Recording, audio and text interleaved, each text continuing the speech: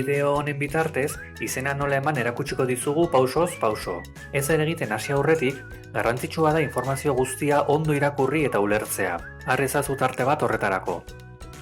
Lehen atal honetan haurraren datuak eta dagozkion txandarenak datoz. Jada beteta daudela ikusiko duzu. Errepasatu ondo dauden eta akatsen bat baldin badago edo zerbait aldatu nahi baduzu jarri gurekin harremanetan. Bigarren atalean izena emateko informazio garrantzitsua dator. Ondo irakurri eta kontuan hartu.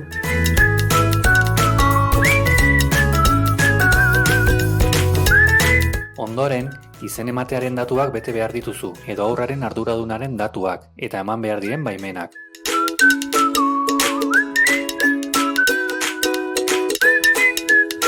Datu guztiak beteta dituzunean, sinatu egin behar duzu botoia sakatuz.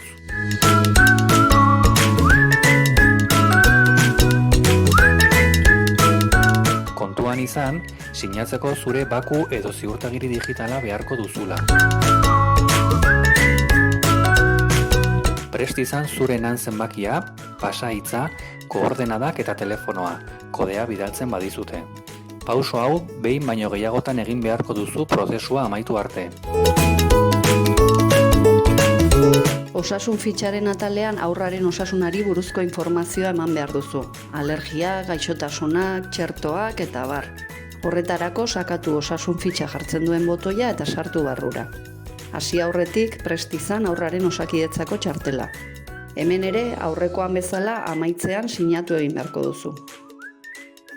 Hurrengo atala, udalekuei buruzko informazioan adierazitako deskontu baten onuradun bazarete bakarrik bete behar duzue. Familia ugaria bazarete, kide guztiak langabezian bazaudete edo guraso bakarra bazarete adibidez. Horrela bada, sakatu ordainketa murriztua aukera eta bete barruko datuak.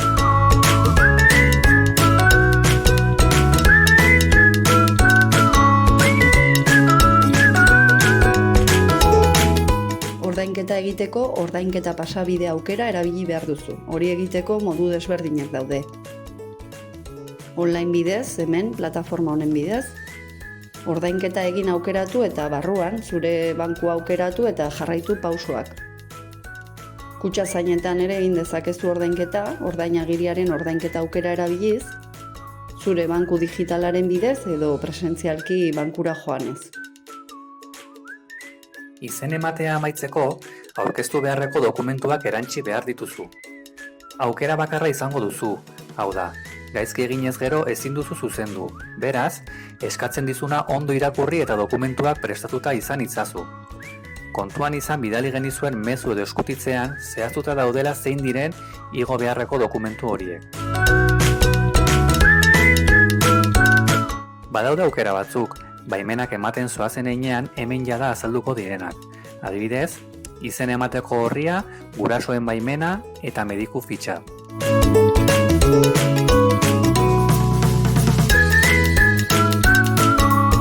Dokumentu bakoitza igotzeko sakatu dagokion klipean eta igo.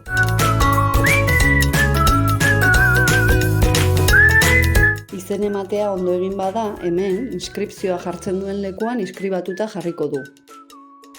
Kontuan izan egiaztapen prozesuak egun batzuk iraun ditzakela. Gogoratu ordainketa egin arte ez duzula plaza ziurtatua izango. Izena emateko epea apirilaren 4-tik 16 da.